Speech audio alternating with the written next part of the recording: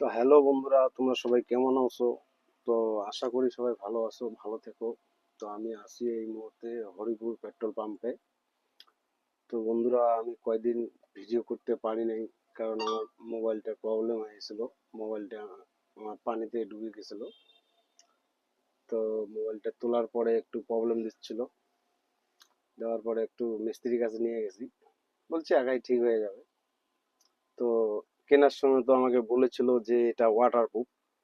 তো ওয়াটারপ্রুফ হইতে বলতে দোকানদার বলল যেটা সেটা হলো ওয়াটারপ্রুফ বলতে কোনো মোবাইল হয় না।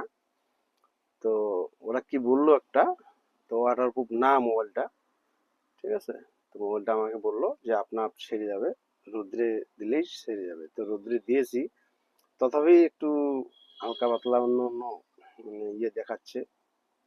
তো ভালো থাকবেন, এখন আমাদের রোজ ভিডিও আসবে।